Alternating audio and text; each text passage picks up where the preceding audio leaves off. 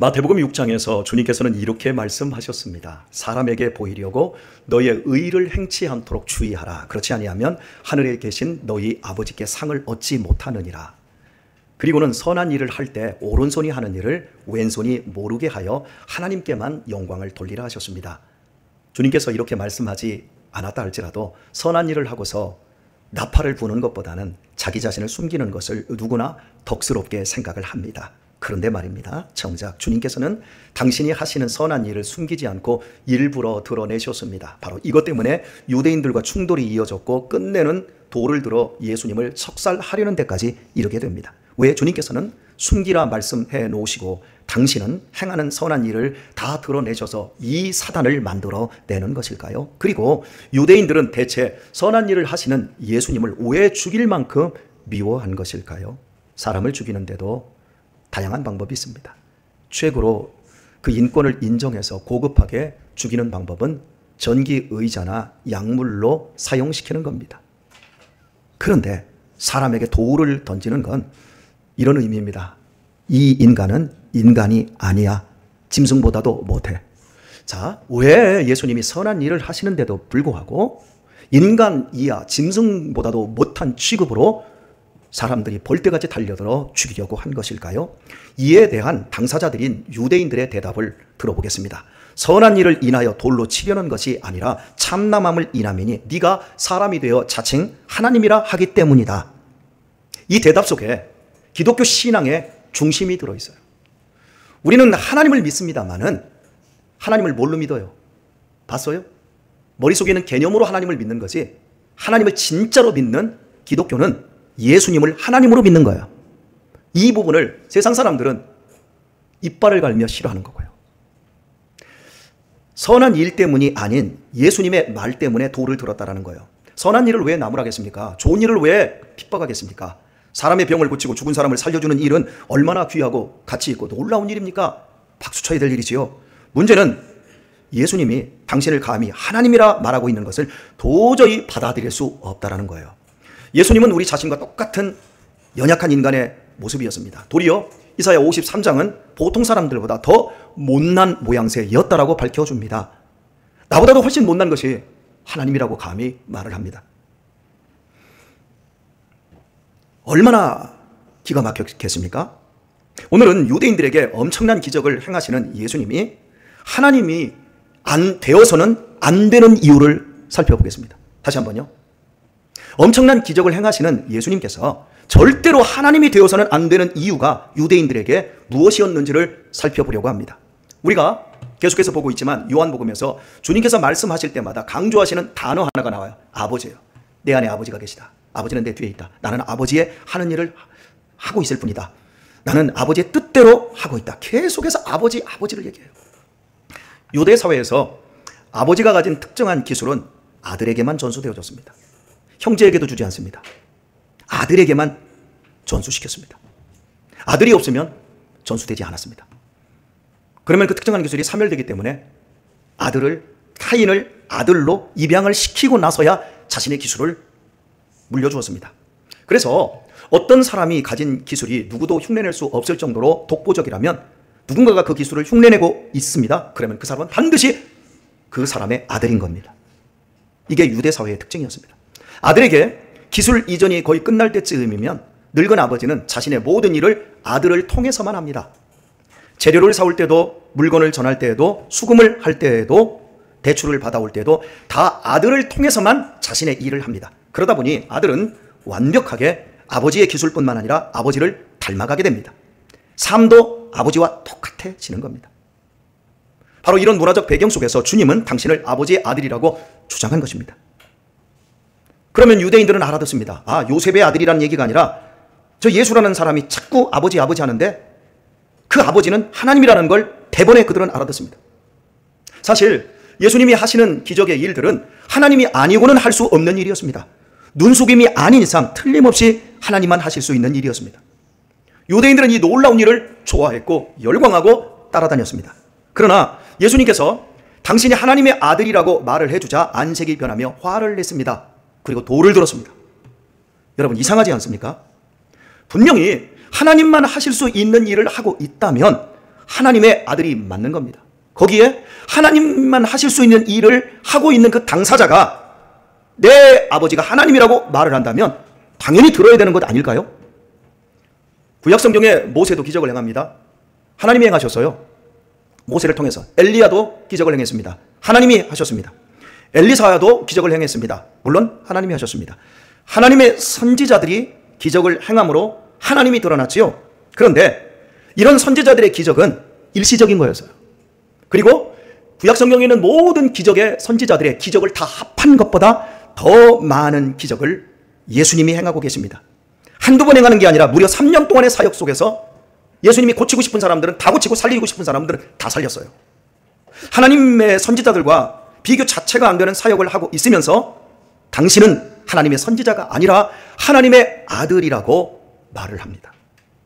이스라엘 문화에서 보았을 때 아들의 중요성에 초점을 맞춰서 예수님을 보았을 때 그분은 분명 하나님의 아들일 수밖에 없습니다. 아니라고 부정하기가 더 어려운 상황입니다.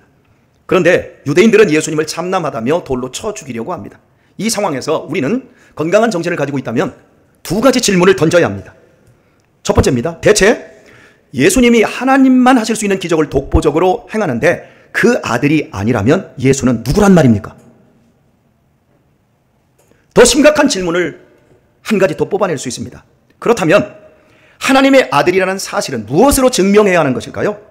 하나님만 하실 수 있는 기적의 일로도 하나님의 아들이 증명이 안 된다면 도대체 무엇으로 하나님의 아들이라는 사실을 증명할 수 있을까요? 안타깝게도 증명 방법 자체가 없어지는 거예요. 우리 하영이를 보면, 제 여식 하영이를 보면 아버지하고 닮았잖아요. 그죠? 우리 딸은 되게 싫어해요. 엄마랑 닮았다고 해야 더 좋아하는데 이제 아버지를 닮았다고 좋아한대요. 고마워. 자, 얼굴도 모양도 똑같아요. 그리고 유전자를 해서 99.9% 일치했어요. 그런데 사람들이 그러는 거예요. 아니라고. 다른 방법으로 증명하라고. 증명이 돼요, 안 돼요? 뭘로 증명할까? 하나님만 하실 수 있는 일을 3년 내내 줄기차게 하고 계시는 예수님이, 당사자가 내가 하나님의 아들이라고 말을 하는데 그걸로는 증명이 안 된다고 돌로 쳐 죽이려고 합니다. 그러면 증명 자체가 없는 거예요. 방법 자체가. 유대인들은 지금 반대를 위한 반대를 하고 있습니다. 증거가 부족해서가 아니에요. 증거와 상관없이 처음부터 믿을 마음이 아예 없어요. 예수님의 말을 들을 생각이 아예 없어요. 여러분들이 지금 여기서 설교 잘 듣고 있는 것 같지만 들을 마음이 없는 사람이 한 10명 됩니다. 옆 사람 한번 바라보세요. 당신이지? 여기서 듣는다라고 하는 건 소리를 말하는 게 아니라 듣고 깨닫고 나를 하나님 앞에 바로 세울 마음이 전혀 없다라는 걸 얘기하고 있는 거예요. 증거와 상관없이 처음부터 믿을 마음이 전혀 유대인들에게는 없습니다. 그렇다면 유대인들이 강력한 증거에도 예수님을 하나님의 아들로 거부한 진짜 이유가 있는 겁니다. 참남하다라는 것은 명분이고 예수님을 거부한 진짜 이유가 따로 있는데 그것은 기득권을 지키기 위한 것입니다. 정치와 종교가 하나가 된 사회 속에서 제사장들과 서기관들과 율법사들은 엄청난 기득권 세력이 되어 있었습니다. 그들은 하나님을 믿는 명분과 지위를 이용해 부와 명예와 지식까지 독점하는 자들이 되어 있습니다. 하나님과 가장 가까운 사람들임과 동시에 가장 명예롭고 존귀한 자들로 인정되었습니다. 그런데 지금 예수라는 사람이 그들 세계 안으로 들어와 하나님의 아들이 아니면 할 수 없는 일들을 하고 있습니다. 그는 분명 하나님의 아들이 하는 일을 하고 있습니다. 그런데 문제는 이것입니다. 예수님이 자신들의 신앙과 지위를 전혀 인정해주지 않는다는 거예요. 자신들이 하나님의 제사장이며 하나님의 말씀을 맡은 율법사이고 하나님의 서기관인데 그 하나님의 권위를 하나님의 아들이라는 자가 인정해주지 않는 겁니다. 하나님의 아들이라면 당연히 자신들을 가장 먼저 알아보고 인정해 주어야 하는데 도리어 외식하며 백성들을 속여서 등쳐먹는 양의 탈을 쓴 이리 때라며 회칠한 무덤이라고 무섭게 책망을 합니다. 임박한 진노가 기다리고 있으니 지옥에 떨어지지 않으려면 지금 당장 회개하라고 합니다. 힘 있는 사람들은 회개하기보다 반기를 드는 것이 훨씬 쉽습니다. 겸손하기는 죽기보다 더 어려운 일입니다. 그래서 힘을 가진 사람들은 정말 자기 자신을 안 고칩니다. 한번 우리 중에도 한번 해볼까요? 여기 교회 막 처음 나오신 분들 계세요. 신앙생활 막 시작하신 분들, 제가 이렇게 말씀드립니다. 빨리 회개하고 예수님 믿고 삶을 변화시키기를 축복합니다. 그러면 그래, 내가 회개해야지, 내 삶을 고쳐야지 그럽니다. 근데 여기에 제가 모 장로님을 이름을 지명했습니다. 모 장로님, 회개하십시오. 회개하지 않으면 지옥에 떨어집니다. 자, 여기에 우리 권사님 한 분에게 제가 지명해서 말을 합니다. 권사님, 신앙 좋은 척 하지 말고 허위와 가식 벗어 던지고 진짜 예수님 믿고 구원 받으세요. 그러면 아멘 할까요? 아니요, 절대 못합니다. 힘 있는 사람들은 회개하기보다 반기를 드는 것이 훨씬 쉽습니다. 끝없이 우리는 이렇게 우리 자신을 방어하고 있어요. 겸손하고 하나님의 말씀에 순종하는 것, 그건 죽기보다 더 어려운 일입니다. 예수님의 말씀대로 하나님의 아들로 인정하면 자기들의 기득권을 잃게 되는데 수긍할 리가 없는 거지요. 자신을 고치는 회개보다 도리어 예수님을 죽이고자 돌을 드는 것이 훨씬 좋은 방법이 되는 거예요. 우리 인간은 하나님도 죽일 수 있는 사람입니다. 하나님을 실제로 죽일 수는 없지만 내 안에서 스스로가 하나님을 죽일 수 있는 사람들이에요. 본문 속의 유대인들은 외형적으로는 하나님을 완벽하게 믿고 하나님의 말씀에 순종하는 사람들이었습니다. 그러나 실상은 하나님을 믿지도 않으며 하나님의 말씀에 전혀 순종하지 않는 사람들이었던 것입니다. 그런데 그들은 그것조차도 자신들이 하나님을 믿고 있다고 생각하지 하나님을 안 믿는 줄을 모르고 있어요. 비극인 거예요. 하나님을 믿는다라고 하는 개념만 가지고 있지 실제로는 안 믿고 있는 거예요. 유대인들이 정말 하나님을 믿는다고 하면 하나님의 일을 하고 있는 예수님은 틀림없는 하나님의 아들이기에, 그리고 그분이 내가 하나님의 아들이라고 말씀하셨기 때문에 부인할 수 없는 증거 속에서 예수님이 지적해 주신 대로 회개해야 옳습니다. 그리고 예수님을 경배해야 합니다. 그러나 돌을 들어 죽이고자 했습니다. 유대인들은 신앙이 좋은 것처럼 보이는 것이었을 뿐 실제로 하나님을 믿고 경배하는 마음은 전혀 없었던 것입니다. 이것은 옛날 유대인들의 문제로 국한되지 않고 현재도 믿는다고 하는 우리 모두에게 해당되는 부분입니다. 사람들은 자신에게 어떤 좋은 큰일이 일어나면 하늘이 도왔다고 말을 합니다. 건성으로 하는 말이 아니라 진심으로 신이 도왔다고 인정을 합니다. 그렇다면 신앙인이 되는 것일까요? 아닙니다. 그냥 말만 그렇게 하는 겁니다. 교회에 대해서도 매우 우호적인 세상 사람들이 있습니다. 교인들은 역시 다르다고 칭찬하기까지 합니다. 이런 분들에게 조심스럽게 예수님을 하나님으로, 하나님의 아들로 소개하며 믿고 구원받으라고 하면 금방 안색이 변하면서 공격이 들어옵니다. 그따위 얘기하려고 하면 만나지 말자고 합니다. 예수님에 대해서는 철저하게 거부 반응을 보입니다. 예수님이 하나님이라고 하는 사실에 대해서는 이빨을 갑니다. 사람은 신의 존재를 생각할 줄 알지만 그 신께 복종하고 관계하는 것은 끔찍하게 싫어합니다. 이는 모두 죄 때문입니다. 죄는 좋으신 하나님과 사람 사이에 단절을 가져왔고 서로 원수가 되어버렸습니다. 죄가 얼마나 심각한지를 사람들은 모릅니다. 죄로 말미암아 멸망적인 존재가 되었다는 이 사실 앞에 사람들은 감상적으로 생각을 합니다. 그런데 막상 죄의 권능이 내 인생을 집어삼키기 시작하면 그때는 그 죄로 말미암아 벌벌 떱니다. 그리고 이 죄 문제가 해결되지 않고 마지막 죽음의 끝자락을 설 때는 정말 심각해집니다. 하나님과 원수가 된 이 죄된 이 상태, 이 심각한 분리적인 상태를 어떤 좋은 종교로도 화목하게 할 수 있는 방법 자체가 없습니다. 절망입니다. 영원한 멸망밖에는 인간에게 없습니다. 그래서 하나님의 아들이 죄로부터 인간을 구원하여 하나님과 사람을 화목하게 하려고 인간의 몸으로 오셔서 인간의 죄를 대신하여 속죄제물로 십자가에서 죽으셨고, 아버지 하나님은 이를 의로 받으셔서 인간과의 화목을 허락해 주셨습니다. 그러므로 하나님을 믿는다는 것은 더 이상 하나님을 믿는다라는 개념이나 이론이 아니라 예수님 안에서 실제적으로 하나님과 경험되는 화목의 상태인 것입니다. 그래서 예수님을 통해 하나님을 믿는 사람은 더 이상 두려움이나 꺼리낌이 없이 마음에서부터 하나님이 아버지가 되어버립니다. 예수님 안에서 하나님과 화목되어 그 자녀가 되었고 영원한 생명을 얻었기에 예수님이 좋을 뿐만 아니라 예수님이 사랑스러워집니다. 뿐만 아니라 내가 그렇게 하나님과 화목한 상태에서 하나님의 사랑을 내가 받는 것을 내 스스로 알기 때문에 나 역시도 다른 사람들과 화목한 관계를 만들어 갈 수 있는 상태로 우리 자신들이 자꾸 변화되어집니다. 그러나 믿는다고 하지만 이 화해를 모르는 사람들은 하나님을 운운하지만 예수님 소리만 나오면 이빨을 갈며 싫어합니다. 교회 안에서도 하나님과 온전히 화목되지 않은 사람들은요, 교인들과 섞이지를 않아요. 따로 놀아요. 왜냐하면 내 내면이 바뀌어지지를 않기 때문에. 믿는다고 하지만 이 화해를 모르는 사람들은 정말 내면이 하나님의 평안과 이 교제와 소통의 축복들이 제한되어 있는 것을 알게 되어집니다. 하지만 저와 여러분은 어떻습니까? 저와 여러분에게 예수님은 어떤 분이십니까? 예수님은 나의 기쁨 맞습니까? 예수님은 나의 소망 맞습니까? 예수님은 내 삶의 전부 맞습니까? 아멘 하셨으니까 축복하겠습니다. 사랑하는 교회 여러분, 우리 이전보다 예수님과 더욱 친밀해지도록 하십시다. 그리하면 삶은 더욱 풍성해질 줄 믿습니다.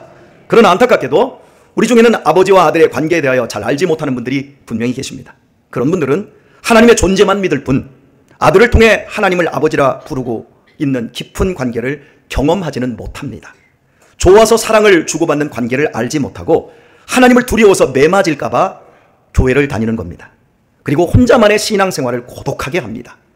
여전히 하나님을 믿는다고 하지만 삶의 주인은 예수님이 아닌 내가 주인으로 살아갑니다.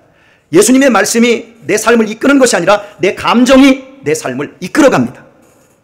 그래서 마음속에는 하나님께 대한 죄송한 마음과 제대로 살지 못한다는 수치감이 가득합니다. 어떻게 해야 이런 문제들이 해결될 수 있을까요? 복음을 있는 그대로 믿고 예수님을 하나님으로 구주로 우리 안에 받아들여야만 이 문제가 해결되어집니다. 진짜로 예수님을 하나님으로 믿고, 우리 아버지가 지금 내 앞에 있잖아요. 우리 엄마가 지금 내 집에 계시잖아요. 그 엄마가 나한테 이래라 저래라 관여하고 내가 눈치 보고 순종하는 것처럼 하나님을 그렇게 순종하고 인격적으로 인정하고 이렇게 우리가 하나님을 아버지로 따르고 순종하는 그 상태 속에서 우리의 내면과 우리의 인생이 바뀌어지는 겁니다. 그래서 믿으면 믿음에 이릅니다. 믿음은 우리를 결국 변화된 심령을 갖게 되는데, 사람이 거듭나지 않고는요, 교회 안에 아무리 돌아왔어도요, 이 풍성한 하나님의 은혜의 상태를 경험할 수가 없어요. 이 여유와 이 즐거움을 알지를 못해요. 저는 여러분 모두가 하나님의 은혜로 거듭나기를 축원합니다. 그래서 그 안에 있는 부유와 그 풍성함과 그 기쁨과 그 든든함을 여러분 모두가 갖게 되기를 축복합니다. 그런데 육신적인 교인들은 이런 착각을 가지고 있습니다. 믿는 사람들은 착해야 된다. 인정하십니까? 믿는 사람들은 도덕적으로 모범적이어야 된다. 인정하십니까? 믿는 사람들은 희생적이어야 한다고 믿습니까? 아멘들을 안 하시네. 역시 실력들이 있습니다. 그런데 여러분이 아멘을 안 하셨지만 믿는 사람들은 믿지 않는 사람보다 훨씬 훌륭해야 되고 훨씬 희생적이어야 되고 훨씬 이타적이어야 한다라고 하는 강박관념이 있습니다. 근데 이건 오해입니다, 여러분. 그렇게 할 필요가 없습니다. 그렇게 될 필요가 없습니다. 왜냐하면 은혜를 입으면 저절로 그렇게 되어져 가기 때문입니다. 사람은 옳은 것을 안다고 옳은 것을 하지 않습니다. 바른 길을 안다고 바르게 가지 않습니다. 학생에게 공부가 좋은 거라고, 공부가 옳은 거라고 이야기를 해줘도 학생들이 공부를 안 합니다. 사람은 바른 길을 안다고 바른 길을 가는 게 아닙니다. 사람은 자기가 좋다고 생각하는 것을 하게 되어 있습니다. 사람은 오른쪽이 아니라 그것이 그런 거라 할지라도 자기 쪽으로 좋아야만 그걸 할 수 있는 겁니다. 예수님을 믿음은 극기와 금욕이 아닙니다. 안 되는 것을 억지로 하는 것이 아닙니다. 예수님을 믿게 되어지면 좋아서 극기가 되고 좋아서 금욕이 되고 좋아서 비울 수 있고 좋아서 버릴 수 있습니다. 기쁘고 좋아서 착해지고 기쁘고 좋아서 모범적이 되고 기쁘고 좋아서 희생적인 사람으로 변해간다는 말입니다. 율법적이지 않아요. 강압적이지 않아요. 저절로 되어져요. 이것은 참으로 놀라운 일입니다. 그래서 참된 크리스찬은 섬기면서 기쁘고요, 손해보면서 감사가 터져 나옵니다. 억울한 곳에서도 기쁨의 노래를 할 수가 있습니다. 정말이지 놀라운 삶입니다. 지금 우리 교회에 단기 선교를 3분이 지금 2분 나가고 1분은 지금 이번 주 화요일에 나간다고 말씀드렸습니다. 그분들 제가 가라고 안 했어요. 자기 경비 한 200만 원씩 들여서 자기가 가는 거예요. 그리고 가는 지역도 유럽이나 지금 시원한 저 호주 같은데 놀러 간 게 아니에요. 가면 하루 종일 걸으면서 모르는 사람들에게 전도하는 거예요. 먹는 것도요, 빵 조각 몇 개 먹고요, 거기서 지금 보고하는 거, 기도하는 거 올라오면 속된 표현으로 집 나가면 무슨 고생해요? 엄청 고생들 하십니다. 그런데 좋아서 가는 거예요. 사람은 좋으면 남들이 다 하지 말라고 해도 그걸 하는 거예요. 좋으면 결혼하지 말라고 해도 하는 거예요. 고생문이 활짝 열리는 줄 모르고 하는 거예요. 그렇잖아요. 이렇게 좋으면 하는데, 우리가 예수님을 믿는 이건, 예수님을 믿음으로 말미암아 변화되어지고 행동하는 삶의 양식은요, 억지로 되는 게 아니라 정말 놀라운 변화로 인해서 이루어지는 겁니다. 그래서 참된 크리스찬은 희생적이고도 이타적인 놀라운 삶을 살게 되어집니다. 이런 사람의 삶은, 이런 사람의 삶의 주인은 틀림없이 예수님이십니다. 하나님 대신 예수님께서 그 사람의 삶을 바꿔나가고 있는 것이요. 그리고 그런 사람들의 영혼은, 그리고 그 운명은 반석처럼 흔들리지 않습니다. 이 세상에서 가장 아름답고 행복한 사람들은 예수님으로 인해 하나님과 화목하게 된 사람들입니다. 그들의 마음속에는 이 세상에 없는 특별한 기술과 지혜가 있어요. 이 기술은 세상이 절대 흉내내지 못합니다. 유대사회에서 아버지가 자식에게 가장 비밀스러운 기술을 전수해 주듯이 참된 크리스찬들의 마음 안에는 하나님께서 이 세상을 승리할 참된 기술과 지혜를 넣어주십니다. 여러분 안에 그 기술이 있어요. 그 지혜가 있어요. 그것은 바로 믿음입니다. 하나님의 아들을, 예수님을 하나님의 아들로 하나님으로 믿는 믿음, 이 믿음은 세상을 승리하게 만듭니다. 예수님을 하나님으로 믿는 믿음은 어려움도 이기고 심지어 죽음도 이기게 만듭니다. 믿음 안에서의 죽음은 더 이상 사명이나 사멸이나 영원한 결별이 아닌 영원한 나라로의 이사이고 영생을 쟁취한 결과입니다. 그래서 크리스찬은 믿음으로 세상을 승리합니다. 이 복된 믿음은 절대 세상에서 쟁취하지 못합니다. 학교에서 배워지지 않습니다. 도서관에 있지도 않습니다. 국회의사당이나 미국 백악관에 이 믿음이 있지도 않습니다. 이 놀라운 믿음을 하나님은 당신의 몸된 교회에서 당신의 사랑하는 택한 자녀에게만 선물로 특별히 내려주십니다. 그래서 교회가 중요한 거예요. 하나님이 주시는 선물인 이 믿음은 얼마나 탁월한지 세상이 절대 흉내를 못 내요.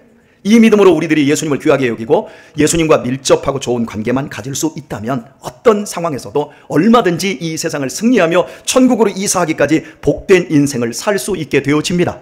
왜냐하면 주님께서는 당신의 양들을 절대적으로 지키시는 선한 목자이시기 때문입니다. 하지만 안타깝게도 많은 교인들이 믿음이 있으면서도 예수님과 친해지려고를 하지 않습니다. 저는 그런 분들을 보면 너무 안타까워요. 교회는 다니는데 예수님과 안 친해지는 거예요. 그러면 여러분 질문하고 싶을 거예요. 목사님, 예수님과 친해지는 것은 뭡니까? 예, 교회 생활 열심히 하세요. 에이, 또 목사님, 우리 또 가스라이팅 하네. 그 목사님 얘기지요? 그럼 여러분이 교회가 아니고, 교회 생활과 아니고 예수님과 친해질 수 있는 방법을 한번 저한테 얘기 한번 해보세요. 없어요. 여러분이 교회 생활을, 주님의 몸된 교회 생활을 열심히 할 때 정말이지 예수님과 친해지는 것을 경험하게 될 줄 믿습니다. 예수님과 친해지면요, 나의 영역은 없어지고요, 내가 가진 것을 빼앗길 것이라는 마음도 없어져요. 여러분이 지금 가지고 있는 생각들 속에 내가 너무 신앙생활 열심히 하고 교회에 푹 빠져버리면 뭣도 못 먹고 뭣도 못하고 다 제한시키고 빼앗길 것 같은 그런 마음이 여러분에게 있기 때문입니다. 아닌 것처럼 여러분들이 표정을 짓는데 한번 지금 확인 한번 해보도록 하겠습니다. 이 부분은 꼭 아멘을 해주시길 바랍니다. 여러분은 예수님과 더욱 친밀해지기를 원하시지요? 정말 친밀해지시기를 축복합니다. 자, 여러분의 자녀들 역시 예수님과 친밀해지기를 원하시지요? 충분히 그럴 것이고 여러분의 기도 제목일 것입니다. 꼭 그렇게 되기를 축복합니다. 여러분의 소원이고 여러분의 기도 제목이기 때문에 하나님께서 응답을 해주셔서 여러분이 예수님과 더욱더 친밀해지셨고 놀랍도록 여러분의 자녀 역시 예수님과 친밀해졌다고 합시다. 그래서 40세가 된 아들이 잘 다니던 직장, 삼성을 때려치고 목사가 되겠다고 신학교로 왔습니다. 혹은 유명 대학을 졸업하고 대학원까지 나왔습니다. 대학원 마지막 졸업학기를 남겨두고 부모가 이 아들 때문에 어려서부터 학원, 또 유수한 대학, 그리고 그 유명한 대학원까지, 그래서 박사학위를 딱 땄고 마지막 졸업학기 끝지점에 왔어요. 그런데 이 아들이 선교사가 되겠다고 신학교에 가겠다고 합니다. 자, 또 한 가지, 여러분의 사랑스러운 딸이 가난한 개척교회 목사와 결혼하겠다고 합니다. 그러면 어떻게 하시겠습니까? 이 질문은 제가 공상으로 만든 것이 아니라 제 주변에서 이미 여러 번 경험했고 제 동기들 가운데 실제로 이런 일들이 많이 일어났어요. 그리고 이 경우 모두 질문을 받은 사람들은 그 아버지나 어머니가 장로님과 목사님과 사모님들이에요. 권사님들이에요. 그러니까 목사가 되겠다고, 선교사가 되겠다고, 사모가 되겠다고 하는 사람들이 믿지 않는 집안이 아니란 말이에요. 예수님과 더욱 친밀한 가정의 사람들이란 말이에요. 그런데 좋은 직장 그만두고 신학교에 들어간 아들의 아버지께서는 장로님이신데 이제 세상에 대해 끝장났다며 못내 아쉬워했어요. 그리고 선교사가 되겠다고 한 아들의 아버지는 저하고 굉장히 가까운 사람이었는데 일단은 취업해라. 그리고 결혼도 해야 될 거 아니냐. 너 뭔 돈으로 선교할래? 일단 취업해서 결혼도 하고 가정도 꾸리고 그리고 나서 나중에 선교사로 나가라 하고 설득해서 결국 그 길을 막았습니다. 사모가 된 딸에 대해서 어머니 권사님은 얼굴도 보지 않겠다며 반대했습니다. 자, 이제 묻습니다. 여러분이라면 어떻겠습니까? 하나님과 친밀해지기를 원한다며요.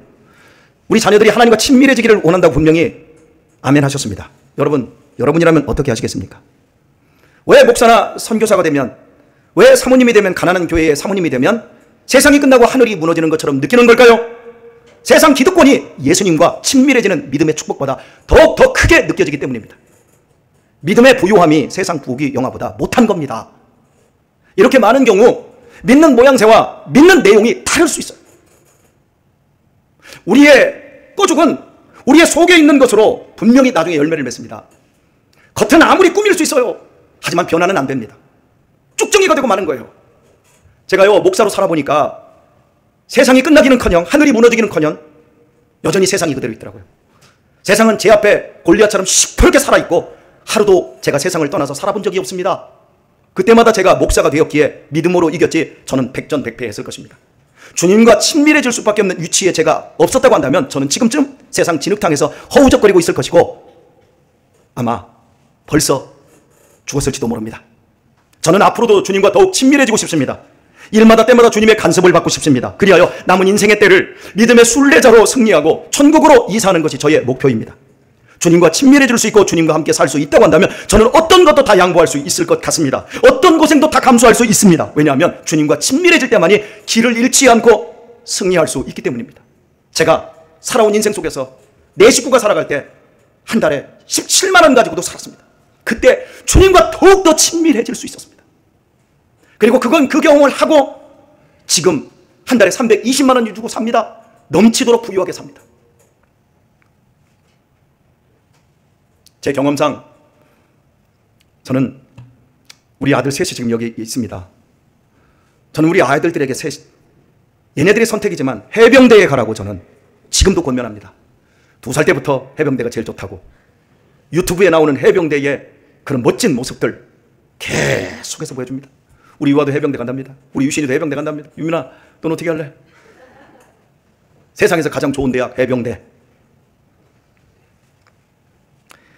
제가 왜 해병대를 제 아들들에게 이렇게 권하는 이유, 그 역시도 주님과 친밀해질 수 있는 좋은 길이라고 생각되기 때문입니다.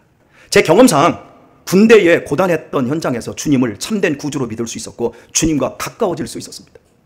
그때 고참들에게 시달리고 혼자 그 고독하고 힘들 때 예수님이 나의 하나님으로 경험되어지고 믿겨지는 역사들, 그분과 친밀하게 동행하는 경험들이 없었다면 저는 목사가 될 수 없었을 것이고 목회도 할 수 없었을 것입니다. 제 여식 하영이가 여러분이 보셨다시피 어려서부터 알바하며 무거운 경제적인 책임을 지고 부모가 좀 돈을 대줄 수도 있는데 돈을 전혀 대주지 않고 무섭게 공부시킨 것 역시 우리 딸이 주님과 친밀해질 수 있도록 하기 위해서였습니다. 사람은 배부르고 등 따시면 신앙은 취미가 됩니다. 부모가 모든 것을 다 해주는데 거기에 길들여진 자녀들이 예수님을 구주로 섬기는 것은 매우 어려운 일입니다. 특별하지 않고는 정말 어려운 일이에요. 신앙을 취미생활 정도로 가볍게 여기는 성도들은 절대 자기 자식을 목사나 선교사로 드릴 수가 없습니다. 신앙을 가볍게 여기는 사람들은 자기 자식을 평생 종교 레크레이션 강사로 살게 할 수가 없다고 생각하는 겁니다. 저 같은 목사를 종교 레크레이션 강사로 생각하는 거예요. 웃기고 울리고 하나님의 복음을 위해 일하는 영광스러운 목사나 선교사를 종교 유희하는 광대 정도밖에 생각하지 못하는 거예요. 그런 사람에게 천국과 지옥이 믿어지겠습니까? 어떻게 이렇게 생각하는 사람들이 예수님과 친밀해질 수 있겠습니까? 이런 분들의 속내를 제가 정확하게 표현해 보겠습니다.